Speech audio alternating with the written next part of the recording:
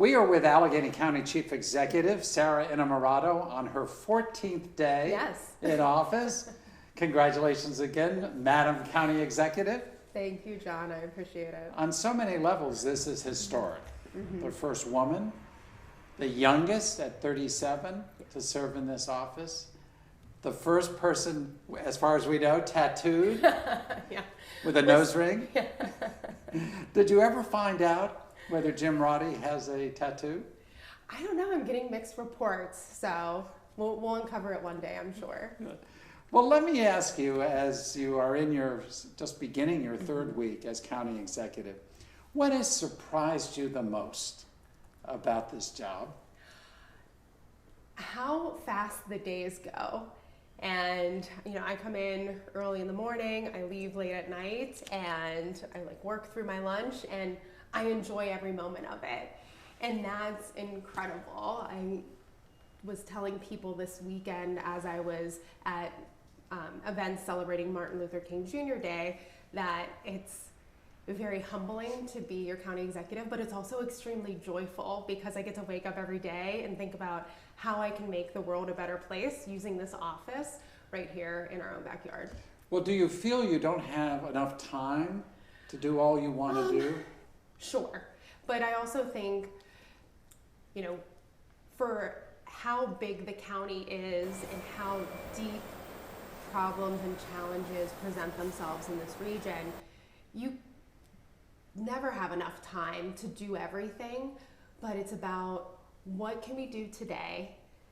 What are the resources we have available to us at the moment? What seeds do we have to plant and just be patient so that they can grow into a new idea or a program? So we're just setting a lot of groundwork in the moment, but also recognizing where we can make immediate announcements and interventions with the allocation of dollars and the presentation of different initiatives. Before we move to some of those issues that you're confronting, I did want to ask you about this desk and something you referenced, I believe, in your inaugural, or maybe it was one of your press conferences. Yeah. The fact that Rich Fitzgerald left you a note. He did, yes. So show us. Sure. So it was the day before swearing in, and so the former county executive, Rich Fitzgerald, was moving out. I was moving some stuff in.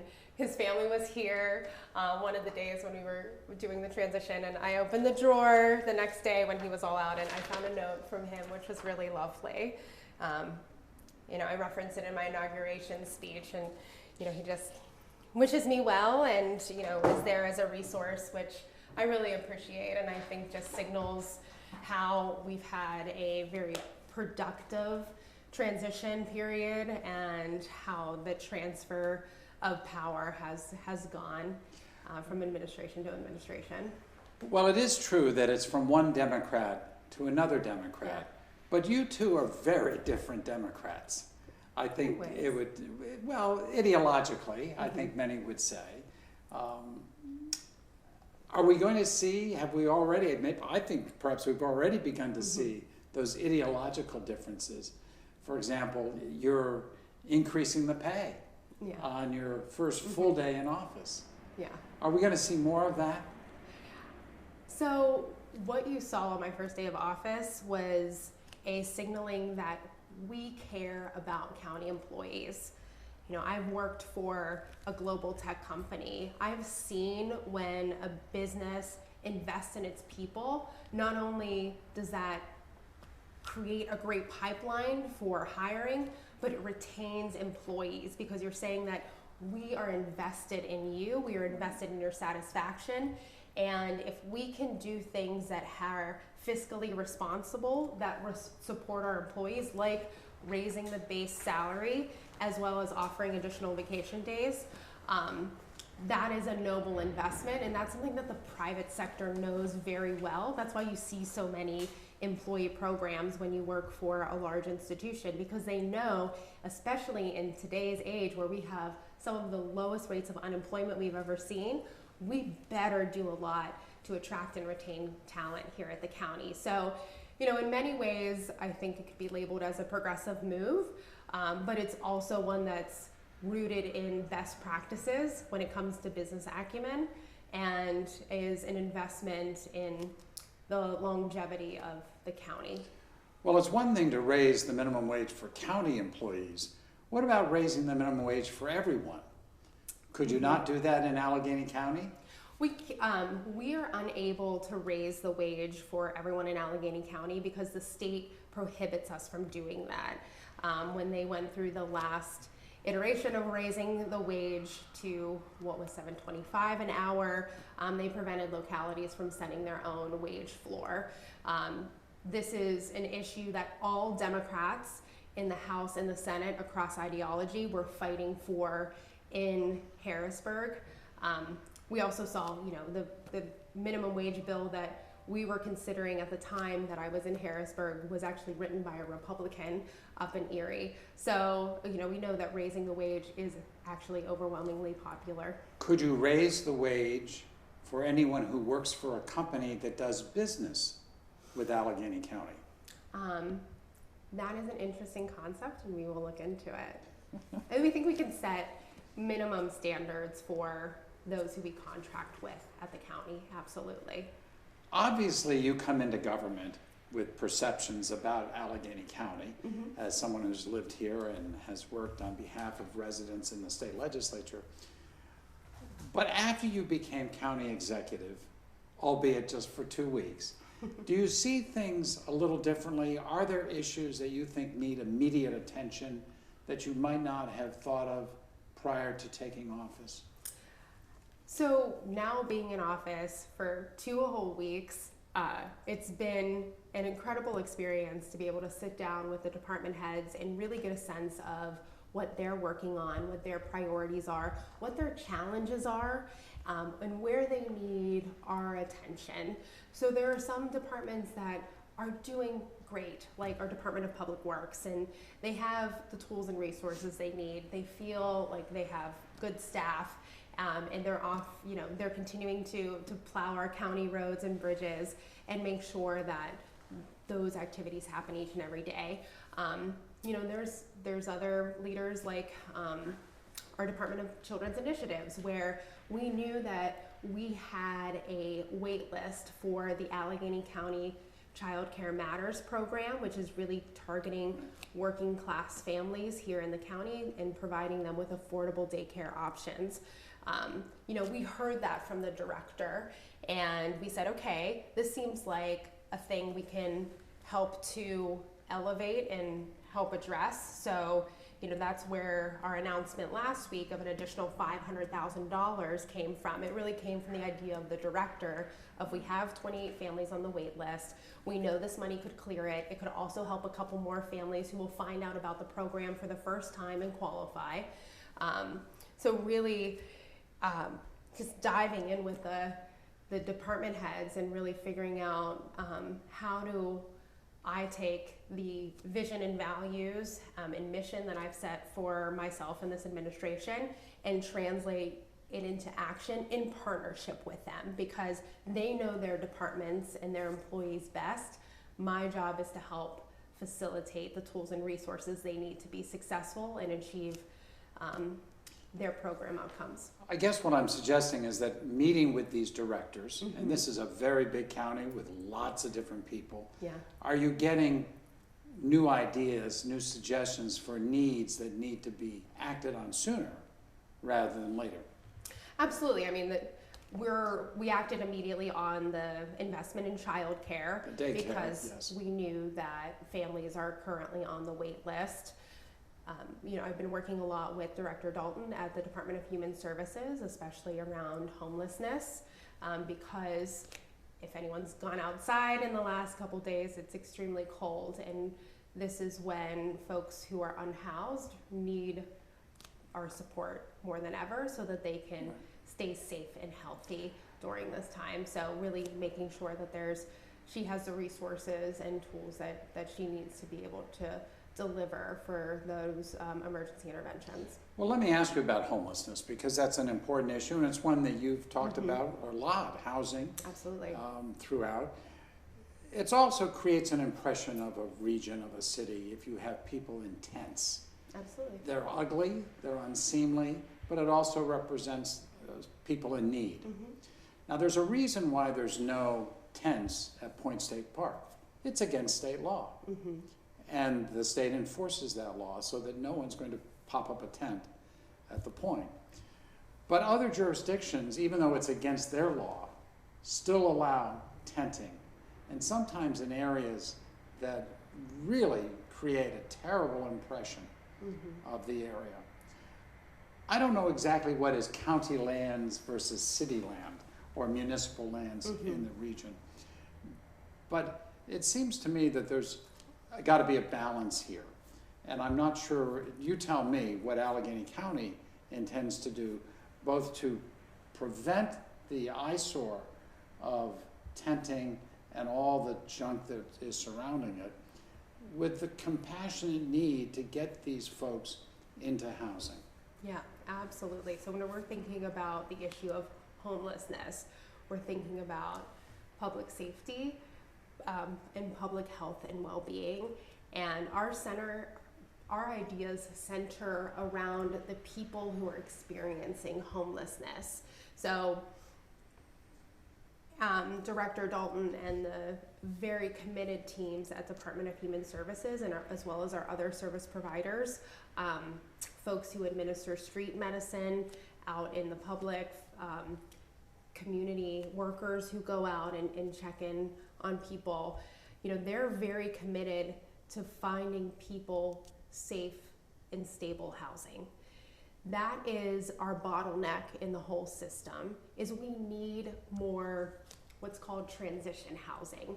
So how do we move people from a state of emergency in a shelter setting to a space where they are, you know, starting to get employed, that they have some income, they're paying rent, but they also have a human being that can check in on them and make sure that they have the tools and resources to move towards self-sufficiency, make sure that they have the health care that they need so they can either maintain their recovery or make sure that they're managing their mental or behavioral health issues, right? And that's where our administration is focusing, is how we direct tools and resources to that part of the system so that we can move people along and hopefully into self-sufficiency. But the key part of all this is building homes or finding units for people.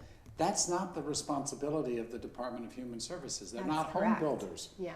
So is there somebody in Allegheny County that is responsible for that side of the equation so that you can move these people off these unsightly compounds that can't be healthy for them? Absolutely. And right? move them into housing. Yeah, not having indoor plumbing and access to that is a health risk. We know the consequences. We've seen it.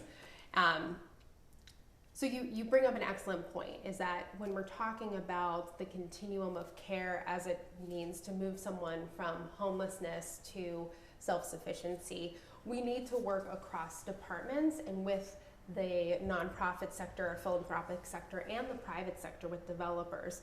And so we've recognized that need, and I created a position within our executive office called the Director of Housing. We are currently accepting applications and interviewing for that position. That individual will work with Human Services because Human Services does homelessness supports. They'll work with the Department of Health because we know that one of the key social determinants of health is access to safe, stable, and affordable housing. They'll work with our new Director of Economic Development to get resources so that we can build the infrastructure that we need, while also working with all the other key stakeholders. And we knew we would need someone in the exec's office because it's such a pressing issue for our region, and it signals that we are ready to invest in it. We are ready to take on this challenge. We are ready to be clear-eyed about it, but also collaborative in our approach.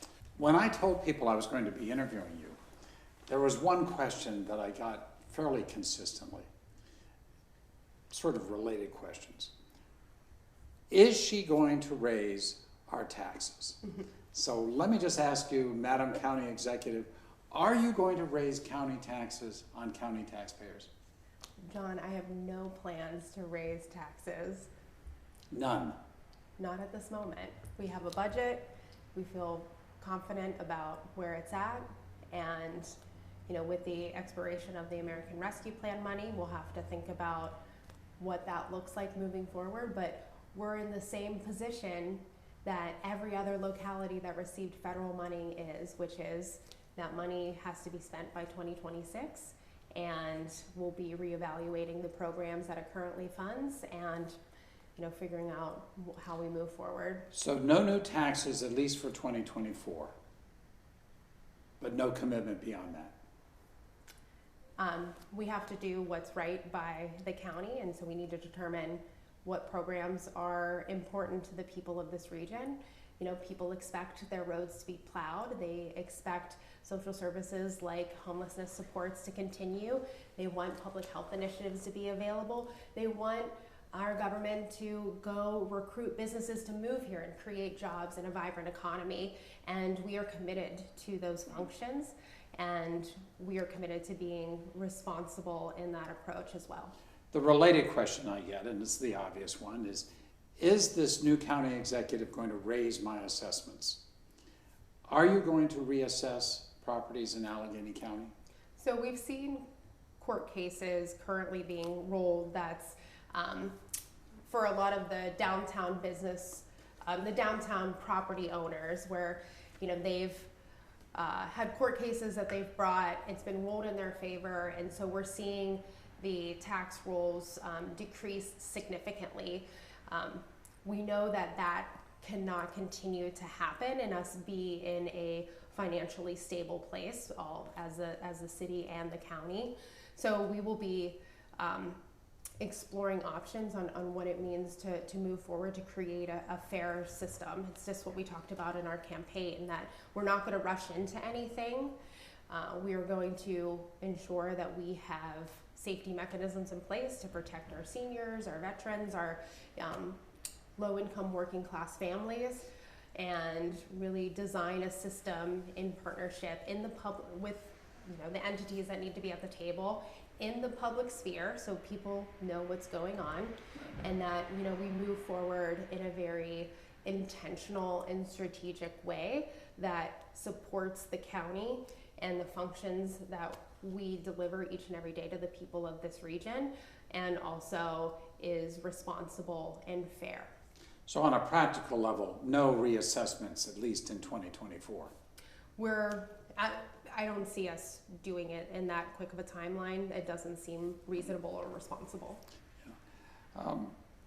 Two final questions. I did want to ask you if there was any update with respect to the Schuman Center, the juvenile center.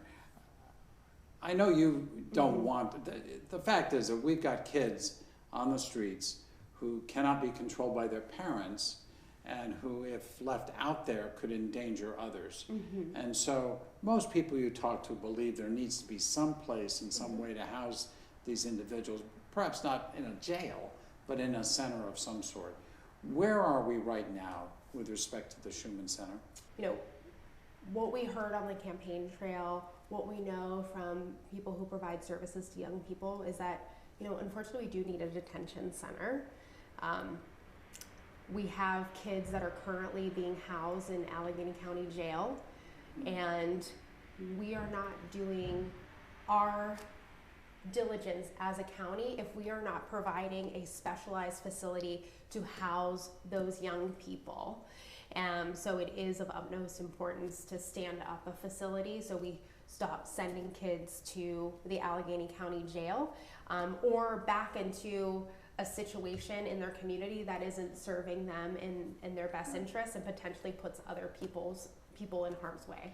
So you're in negotiations on this now, and you hope to say something in a few days? I hope that we can make some public announcements soon around the juvenile detention facility. Final question for County Executive Sara Innamorato. Are you getting any rest? Enough. I'm getting enough to be able to wake up each day and do the task at hand, but it's a lot. Yeah, it is a lot, and I think people, I think, and maybe I'm speaking for myself here, but I think that there's always an expectation that you're going to deliver on promises Yeah. right away. Have you found that to be the case, that there's been pressure put on you by others, like the SEIU, for example? I don't feel like I'm getting outside pressure to make rash and what could be irresponsible decisions. We know that, this is a big operation. There are things that are going really well in the county. There are other things we would like for them to go better. A lot of that has to do with the attraction of talent and the retention of people within the county. So I'm really taking my time to get to know the department heads, to make sure that county employees know that they are valued and that we are so grateful that they have chose civil service as their career path. And we're going to continue to do that work, because those people, the people who work for the county, they are the experts on this work. And I am a leader that believes in harnessing that expertise when we are making decisions that are consequential to the work that they do and ultimately the people of this region who they serve. Well, County Executive Sara Innamorato, thank you so much for your course. time today.